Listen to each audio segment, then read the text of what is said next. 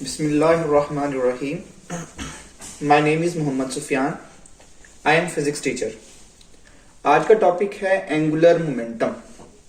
Angular momentum पढ़ने जा रहे हैं बच्चों. सबसे पहले मैंने यहाँ पर दो डेफिनेशन लिखी हुई हैं.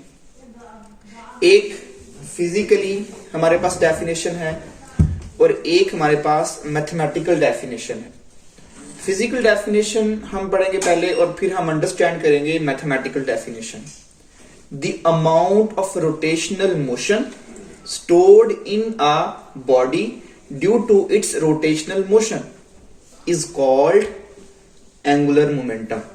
देखें, ये हमारे पास एक पॉइंट है, एक बॉडी है छोटी सी, एक बॉल है जिसका मैस m है. इस मैस को मैंने इस पीवट पॉइंट पर फिक्स कर दिया है एक मैसलेस रॉड के साथ. ये जो ब्लैक स्पॉट नजर आ रहा है, ये एक छोटा सा पॉइंट है, छोटा सा ऑब्जेक्ट है जिसका मैस स्मॉल m है और इस मैस m को एक मैसलेस रॉड के साथ मैंने इस पॉइंट पर फिक्स कर दिया है और इस पॉइंट को हम बोलते हैं पिवट पॉइंट. ये हमारे पास पॉइंट कौन सा है बच्चों? Pivot point. इसके गिर्द ये मैस क्या कर सकता है, पॉइंट ऑब्जेक्ट क्या कर सकता है, रोटेट कर सकता है.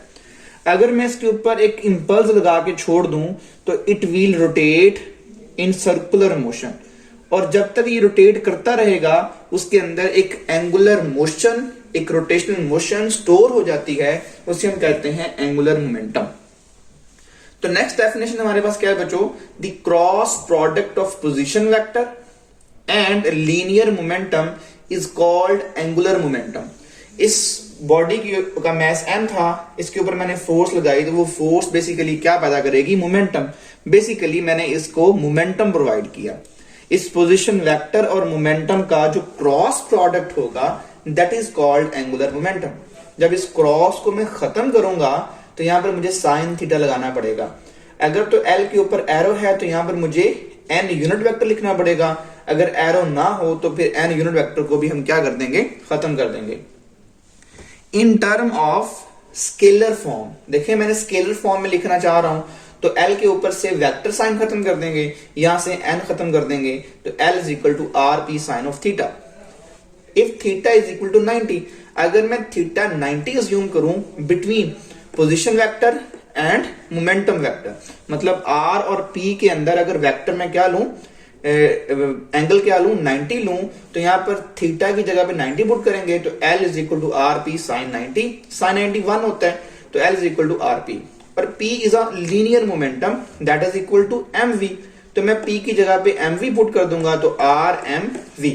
और v जानते हैं जो कि बॉडी सर्कुलर मोशन में रोटेट कर रही है, तो आप लोग जानते हैं कि v is equal to r omega के इक्वल होता है. तो v is equal to r omega मैं यहां पर इंसर्ट कर दूंगा तो rm into r omega, r से r मल्टीप्लाई होगा तो r square m r square omega. तो आपने प्रीवियस टॉपिक में पढ़ा है कि m r स्क्वायर किसके इक्वल होता है? I के इक्वल होता है. तो L is equal to I omega, तो नीचे मैंने लिखा है we know that I is equal to m r square. तो अब एक बात ध्यान में रखनी है, टाइप्स ऑफ एंगुलर मोमेंटम. ये मैंने एक सिंगल पार्टिकल के लिए कैलकुलेशन की है, अभी मैंने रिजिड बॉडी के लिए करनी है. उससे पहले मैं टाइप्स ऑफ एंगुलर मोमेंटम समझ रहा हूं. सबसे पहला हमारे पास है orbital angular momentum. Orbital angular momentum क्या है? लेट्स अज्यूम ये मेरे पास एक पॉइंट है और उस पॉइंट के गिर्द ये बॉडी क्या कर रही है? ऑर्बिट कर रही है. तो that is called orbital angular momentum. It mean जो एक्सिस ऑफ रोटेशन है, ये वाला ब्लैक कलर का मार्कर, वो ग्रीन के अंदर नहीं है बल्कि आउटसाइड है. इस ब्लैक के गिर्द ग्रीन क्या कर रहा है? ऑर्बिट कर रहा है. That is called orbital angular momentum. If axis of rotation is outside the body, अगर एक्सिस ऑफ रोटेशन बॉडी से बाहर हो तो उसे कहते हैं ऑर्बिटल एंगुलर मोमेंटम और उसे हम शो करते हैं L नॉट के साथ, I not and omega naught. अब देखें ये एक बॉडी है, ये रेड कलर का एक्सिस ऑफ रोटेशन है, इसके गिर्द क्या कर रही है? रिवॉल्व कर रही है. एक बात ज़हन में रखनी है, इसकी एग्जांपल्स क्या क्या हैं? चांद का जमीन के गिर्द घूमना, ऑर्बिटल एंगुलर मोमेंटम. जमीन का सूरज के गिर्द घूमना, ऑर्बिटल एंगुलर मोमेंटम. हमारी सोलर सिस्टम का गैलेक्टिक सेंटर के गिर्द घूमना is called orbital angular momentum. तो ये सारे के सारे हमारे पास क्या है? एंगुलर मोमेंटम है. अब उसके बाद हमारे पास है स्पिन एंगुलर मोमेंटम. स्पिन क्या है कि ये हमारे पास एक बॉडी है, लेट्स अज्यूम ये कैलकुलेटर है, तो ये यूं स्पिन कर रहा है. about its own axis, about its own axis, तो is called spin angular momentum. अगर एक्सिस ऑफ रोटेशन बॉडी के इनसाइड हो, if axis of rotation is inside the body, अगर बॉडी के अंदर ही एक्सिस ऑफ रोटेशन हो, that is called spin angular momentum, और इसे शो करते हैं LS is equal to IS omega S। ये हमारे पास बनेगी ऑर्बिटल एंगुलर वेलोसिटी, ये बनेगी स्पिन एंगुलर वेलोसिटी। एक बात ध्यान में रखनी है कि जमीन जब स्पिन करती है, मतलब अपने ही एक्सिस के गिर्द रिवॉल्व करती है, that is called spin angular momentum. ऐसे चांद भी स्पिन करता है, ऐसे जमीन भी स्पिन करती है, ऐसे सन भी स्पिन करता है, ऐसे हमारा पूरा सोलर सिस्टम भी स्पिन करता है। अब एक बात और ध्यान में रखिएगा, इंपॉर्टेंट बात है, जमीन का ऑर्बिटल मोशन परफॉर्म करना सीजन चेंज करता है, और जमीन का स्पिन एंगुलर मोमेंटम परफॉर्म करना डे और नाइट चेंज करता है। जमीन की स्पिन मोशन की वजह से दिन और रात आते हैं, और जमीन की ऑर्बिटल मोशन से सीजन चेंज होते हैं, जैसे कि समर, विंटर, ऑटम एंड। अब हम एंगुलर मोमेंटम कैलकुलेट करेंगे for rigid body. Rigid body के बारे में मैंने पहले ही आपको बताया था कि रिजिड बॉडी की एंगुलर वेलोसिटी, रिजिड बॉडी का एंगुलर एक्सेलरेशन, ये दोनों ही कांस्टेंट होते हैं, चेंज नहीं होते, वे फिक्स रहते हैं। सपोज करते हैं हमारे पास एक टायर की तरह की रिजिड बॉडी है, ठीक है, और उसके सेंटर से एक्सिस ऑफ रोटेशन पास करवा दिया है, तो ये बॉडी एंटी क्लॉकवाइज रोटेशन में घूम रही है। अब इस बॉडी के अंदर मैंने डिफरेंट पॉइंट अज्यूम कर लिए हैं। फर्स्ट पॉइंट जिसका मैस m1, और उस पॉइंट का डिस्टेंस या radius from axis of rotation is r1। ऐसे ही मैस m2, और उसका जो रेडियस या distance from axis of rotation is equal to r2।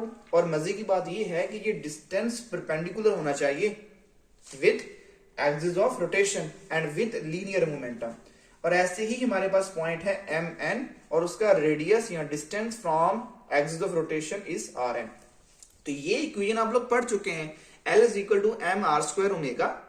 अब इस इक्वेशन को अप्लाई करना है डिफरेंट पॉइंट्स के ऊपर। तो फर्स्ट पॉइंट के लिए ये इक्वेशन क्या बन जाएगी, L1 m1 r1 omega 1 for particle 2 L2 m2 r2 omega 2 for particle 3 L3 m3 r3 omega 3। Similarly nth particle के लिए ये हो जाएगा। तो हमने फाइंड करना है टोटल एंगुलर मोमेंटम। तो इन तमाम पार्टिकल्स के एंगुलर मोमेंटम को क्या कर लेंगे, ऐड कर लेंगे। मैंने L1 की जगह वैल्यू पुट कर दी, L2 की जगह वैल्यू पुट कर दी, सो ऑन Ln की जगह पे वैल्यू पुट कर दी। अब मैंने आपको बताया हुआ है कि रिजिड बॉडी का ओमेगा और एक्सेलरेशन क्या होते हैं, कांस्टेंट होते हैं। तो omega 1, omega 2, omega 3, omega n किसके इक्वल है, ओमेगा। तो ओमेगा 1 की जगह ओमेगा पुट करो, ओमेगा 2 की जगह ओमेगा पुट करो, और ओमेगा n की जगह ओमेगा पुट करो। तो फिर यहां से ओमेगा क्या कर लो, कॉमन कर लो, तो ब्रैकेट में ये आ जाएगा। इस ब्रैकेट को हम यूं लिख सकते हैं, मैंने प्रीवियस टॉपिक में डिटेल से बताया हुआ है। तो ये वैल्यू हमारे पास बेसिकली है मोमेंट ऑफ इनर्शिया। तो यहां पर मैं पुट करूंगा I, तो L is equal to I omega. अब एक बात ध्यान में रखें, तो मैंने सिंगल पार्टिकल के लिए एंगुलर मोमेंटम का एक्सप्रेशन यूं बनाया था, तो रिजिड बॉडी का भी बिल्कुल वैसा ही आ गया। Thank you.